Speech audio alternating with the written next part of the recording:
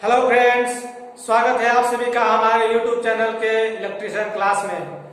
हमने पिछले क्लास में ऑक्यूपेशनल सेफ्टी एंड हेल्थ के बारे में बात की थी। उसके बाद फिर सेफ्टी प्रिकॉशंस के बारे में बात किया और आज का हमारा टॉपिक है टाइप्स ऑफ सेफ्टी, अर्थात सुरक्षा के प्रकार के बारे में आज हम बात करेंगे। हमारे जीवन में कई प्रकार की सुरक्षाएं होती हैं। वो होती है हमारे कुछ सुरक्षाएं हमारे शरीर से जुड़ी होती हैं, कुछ सुरक्षाएं हमारे कार्य क्षेत्रों से जुड़ी होती हैं और कुछ सुरक्षाएं हमारे मशीनों से, कल पुर्जों से जुड़ी होती हैं। तो अभी मैं इन सभी सुरक्षाओं के बारे में बात करेंगे और उन्हें समझने की कोशिश करेंगे। आज का हमारा टॉपिक क्या हो फ्रेंड्स? Types of safety. आज हम 3 प्रकार की सुरक्षा के बारे में आपसे बात करेंगे और मैंने तीनों सुरक्षाओं का हेडलाइन बोर्ड पर लिख लिया। देखिए, सबसे पहले हम बात करेंगे बॉडी सेफ्टी के बारे में, अर्थात शरीर की सुरक्षा के बारे में भी हम बात करेंगे। इसके बाद हमारा है जॉब सेफ्टी, अर्थात कार्य की सुरक्षा। हम सबसे पहले हम बात कर लेते हैं सब टॉपिक के बारे में। उसके बाद मशीन सेफ्टी, यानी कि मशीन की सेफ्टी के बारे में आज हमसे बात करने वाले हैं। सबसे पहले देखिए बॉडी सेफ्टी। बॉडी सेफ्टी क्या है? हमारे शरीर की सुरक्षा, अर्थात उन सुरक्षाओं से है जिसकी रक्षा करके, जिसके दुर्घटनाओं को हम अपने से आने से बचा सकते हैं, हम बच सकते हैं दुर्घटनाओं से। तो इनकी सुरक्षा करना बॉडी सेफ्टी कहलाता है ना? तो बॉडी सेफ्टी का हम कैसे बचाव कर सकते हैं, क्या उपाय कर सकते हैं उसके लिए? तो उसके लिए मैंने कुछ पॉइंट्स लिखे हुए हैं। मैंने पॉइंट्स सारे बोर्ड पर लिख दिए हुए हैं ताकि कोई भी पॉइंट्स आपसे छूटे ना और आप उस प्रकार की सावधानी से अनभिज्ञ ना रह पाए। सही है ना? तो चलिए मैं पॉइंट्स को पढ़ते हैं और आपको समझाने की कोशिश करते हैं। मशीनों में कार्य करते समय ढीले वस्त्र बिल्कुल नहीं पहनना चाहिए। मतलब अगर आप किसी मशीन में काम कर रहे हैं ना, अगर कहीं कंपनी में है, कहीं कार्यशालाओं में है और आप उस मशीन में काम कर रहे हैं, तो अगर आपका कपड़ा, वस्त्र, यूनिफॉर्म अगर ढीले रहेंगे, मान लेते हैं कि आप यूनिफॉर्म ही पहने हैं, लेकिन यूनिफॉर्म भी ढीला ढाला नहीं होना चाहिए। होता है क्या कि कोई मशीन अगर पार्ट पुर्जा उसका घूमने वाला है, मूविंग करने वाला है, और अगर आपका जो ड्रेस है वो ढीला रहेगा तो क्या होगा? उसमें आपके कपड़े फंस सकते हैं, जिससे आपकी दुर्घटना होने का खतरा रह सकता है और आपकी मृत्यु भी हो सकती है। तो ये आपको काम बिल्कुल नहीं करना है। आपको अच्छे टाइट फिटिंग कपड़े पहनने होते हैं, है ना? इसके बाद मेरा अगला पॉइंट है, चलती हुई मशीन में तेल ग्रीस नहीं देना चाहिए। अब बताइए, जो मशीन चल रही हो उसमें आपको तेल, मोबिल, ग्रीस नहीं देना है, नहीं तो क्या होगा? आपका उसमें हाथ फंस सकता है, किसी प्रकार से दुर्घटना हो सकती है ना? तो आपको यह काम बिल्कुल नहीं करना है। इसके बाद है, यदि किसी मशीन में घूमने वाले पुर्जे हों तो उनसे दूर रहना है। जैसे कि मैंने फर्स्ट पॉइंट में बात किया। फर्स्ट पॉइंट में क्या बोलता है कि आपको ढीले वस्त्र नहीं पहनने हैं, तो उसमें मूविंग करने वाले पार्ट पुर्जे होंगे। तो अगर मूविंग करने वाले पार्ट पुर्जे होंगे तो आपको उससे दूर रहना है। पहले बात तो कि फिटिंग कपड़े पहनने हैं, और अगर आप फिटिंग कपड़े पहने भी हैं तो ये ऐसा नहीं कि आप मशीन में सट के खड़े होंगे, ऐसा बिल्कुल नहीं करना है। आपको क्या करना है कि मशीन से जितना ज्यादा दूरी बना कर रखें उतना ही आपके लिए फायदेमंद होता है दोस्तों, है ना? ठीक। इससे बात करते हैं, औजारों को बिना इंसुलेशन का प्रयोग नहीं करना चाहिए। अर्थात जो औजार हम प्रयोग कर रहे हैं वो औजार इंसुलेटेड होना चाहिए। अर्थात अगर आप स्क्रू ड्राइवर इस्तेमाल कर रहे हैं तो स्क्रू ड्राइवर में इंसुलेशन लगा होना चाहिए। अगर आप कॉम्बिनेशन प्लायर की प्रयोग कर रहे हैं तो वो कॉम्बिनेशन प्लायर इंसुलेटेड अवश्य होना चाहिए, है ना? इन सभी बातों का आपको ध्यान रखना है और आपको औजारों को इंसुलेटेड करके ही प्रयोग करना होता है, ठीक है? बैटरी उठाते या रखते समय आपके कपड़े को बचाएं। अब देखिए, बैटरी में पानी होता है, वो पानी तेजाब की तरह होता है दोस्तों। तेजाब की तरह नहीं बल्कि तेजाब ही होता है। तो इस प्रकार के जो पानी होते हैं इससे हमारे कपड़े जल सकते हैं। बैटरी को अगर हम उठाने में या रखने में अगर उसे हिला देते हैं तो क्या होगा, हमारे कपड़े जल जाएंगे, तो नुकसान हमारा ही होगा ना, और नुकसान हमारा होगा, हमारे शरीर को नुकसान होगा। तो ये काम आपको बिल्कुल नहीं करना है।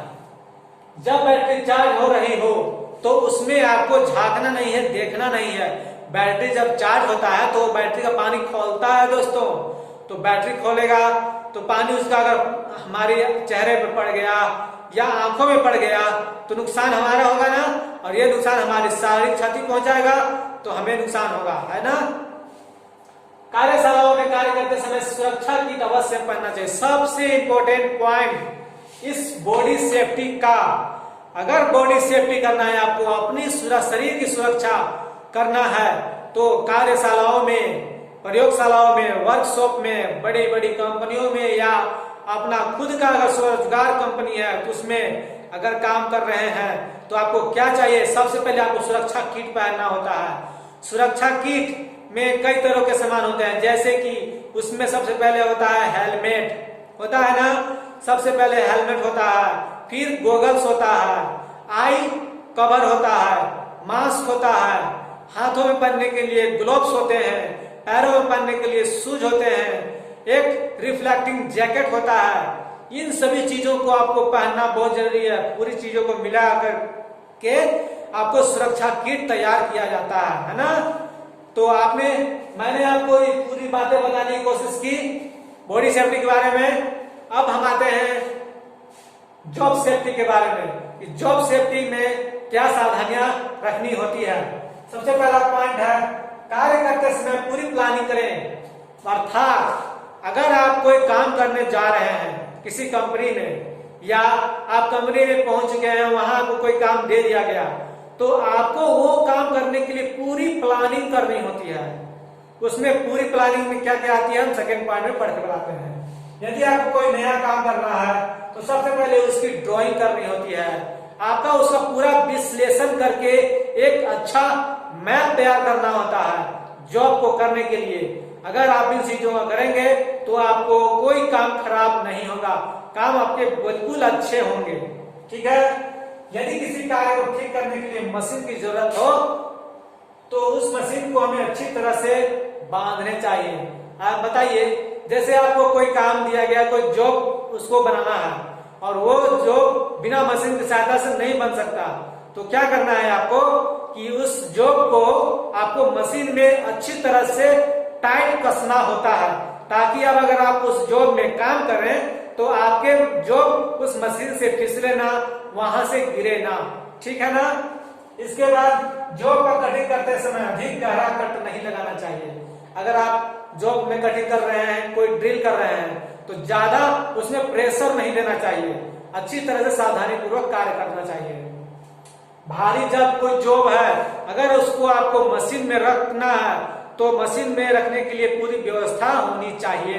अर्थात अगर कोई छोटा जॉब है, बड़ा जॉब है, हर एक प्रकार के जॉब होते हैं, हमें सभी में काम करना होता है, तो जिस प्रकार का जॉब हो हमें उस प्रकार के जॉब को उस मशीन में रखने के लिए व्यवस्था होनी चाहिए, प्लेटफॉर्म होना चाहिए, तभी तो उस मशीन में हम उसमें जॉब को रख करके कार्य कर सकते हैं, है ना। ये हुआ हमारा जॉब सेफ्टी, जिसका पालन करके हम अपने कार्य क्षेत्र को अच्छी तरह सुचारू रूप से चला सकते हैं। अब हम बात करने वाले हैं मशीन सेफ्टी के बारे में। मशीन सेफ्टी अर्थात पार्ट पुर्जे, मशीनों की सुरक्षा, ठीक है। किसी भी पार्ट को खोलने या बंद करने से पहले उपयुक्त औजारों का प्रयोग करना चाहिए। इसे हम इस प्रकार समझ सकते हैं, जैसे कि अगर हमें किसी मशीन का नट खोलना है तो हमें स्क्रू ड्राइवर की जरूरत पड़ेगी, तो उसमें हम कोई इलेक्ट्रिशियन नाट की तो जरूरत नहीं लगा देंगे ना। तो हमें अगर बताइए कि अगर हमें स्क्रू खोलना है, उसमें फ्लैट हेड स्क्रू ड्राइवर की जरूरत है, हम वहां पर 4 हेड स्क्रू ड्राइवर को लगा देंगे, या हमें जहां पर 4 हेड की जरूरत है वहां पर हम फ्लैट हेड का इस्तेमाल करेंगे, तो क्या ये सही होगा? नहीं, ये बिल्कुल सही नहीं होगा। हमें ऐसा काम बिल्कुल नहीं करना है। जिस चीज का, जिस टूल्स का जहां पर जरूरत जैसा हो, हमें उसके हिसाब से ही काम करना चाहिए। इससे हमारे मशीन की सुरक्षा होती है, मशीन जल्दी खराब नहीं होते हैं। ठीक है। फाइलिंग करने के लिए उपयुक्त फाइल पर चिकनाई नहीं होनी चाहिए। जैसे कि फाइल यानी कि हमारे पास कई तरह के फाइल होते हैं, bastard file, rough file, smooth file, rounded file, square file, सभी प्रकार के फाइल होते हैं। और वो फाइलों पर हमें जिस जगह पर जैसा काम करना है वहां पर चिकनाई नहीं होना चाहिए। फाइल मेरा बढ़िया फिनिशिंग, फ्रेश, साफ सुथरा, सूखा हुआ होना चाहिए। चिकनाई यानी कि ग्रीस, मोबिल तेल का प्रयोग बिल्कुल नहीं होना चाहिए, नहीं तो हमारा जॉब कार्य नहीं करेगा और हमारी वो जॉब अच्छी तरह से नहीं बन पाते हैं, है ना। जो मशीन मरम्मत के योग्य है उसे बिना मरम्मत के तो बिल्कुल चलाना ही नहीं चाहिए दोस्तों। जैसा कहने का मतलब ये हुआ कि अगर हमारे पास कोई छोटा सा मशीन है, ठीक, अगर वो मशीन रुक रुक के काम करता है, अच्छी तरह से रेगुलर काम नहीं करता है, तो हमें उस मशीन की अच्छी तरह से मरम्मत करा करके उसे पूरी तरह ठीक करके ही हमें उस मशीन का उपयोग करना चाहिए। नहीं तो क्या होगा, वो मशीन भी जल्दी खराब हो जाएगा और हमारा काम भी नहीं होगा। अगर हम मशीन को अच्छी तरह से मरम्मत करा लेते हैं तो हमारा ही फायदा होगा ना, मशीन अच्छी तरह से काम करेगा और हमारा ज्यादा प्रोडक्शन होगा, है ना दोस्तों। इसके बाद चलती हुई मशीन पर जॉब की नाप नहीं लेनी चाहिए। इसमें कहता है ऐसा कि जो मशीन पर हम काम कर रहे हैं उसमें वो जॉब कसे हुए हैं, तो क्या हमें उस चलती हुई मशीन से उस पर नाप लेने लगेंगे? नहीं, हम नाप ले करके मशीन के जॉब पर रखते जाना है, उसमें तब काम करते जाना है। जैसा कभी क्या होता है कि हम कोई उपाय बनाते हैं, कुछ जॉब बनाते हैं, हमने जितना जॉब बनाना था मशीन पे उतना रख लिया, अब हमें उस मशीन को बंद करके तब जॉब को बाहर निकालना है और फिर उसकी नाप लेनी है, उसके बाद नाप ले करके उसके बाद उसको मशीन में रखना है। ऐसा नहीं कि हम नाप लेते जा रहे हैं, मशीन में काम करते जा रहे हैं, ऐसे मशीन खराब होता है, ठीक है। चलती हुई मशीन की सप्लाई यदि कट जाती है, इसका इससे हम इस प्रकार समझ सकते हैं फ्रेंड्स, जैसे कोई मशीन चल रही हो और अचानक बिजली चली गई, मशीन बंद हो गया, तो हमें क्या करना है, मशीन जिस सप्लाई से जुड़ी होती है उसका मेन स्विच को हमें बंद कर देना होता है। इससे क्या होगा कि जब लाइन सप्लाई आएगी, ठीक है, मशीन में, तो वहां पर अचानक अपने आप मशीन चालू नहीं होगी, अपने आप मशीन चालू नहीं होगी। इससे हमारा क्या होगा कि हमारे मशीन की बचाव होगी। और ऐसा कभी कभी होता है कि अचानक मशीन के चालू हो जाने से शॉर्ट सर्किट भी होता है, तो शॉर्ट सर्किट से भी हम बच सकते हैं, मशीन हमारा बच सकता है ना। आज हमने बात किया आपसे बॉडी सेफ्टी, जॉब सेफ्टी और मशीन सेफ्टी के बारे में। मैं आशा करता हूं कि तीनों सेफ्टी के बारे में आपने पढ़ा, सुना और समझा भी, ठीक है। और मैं आशा करता हूं कि आप इसे अपने जीवन में अवश्य अमल में लाएंगे, है ना फ्रेंड्स।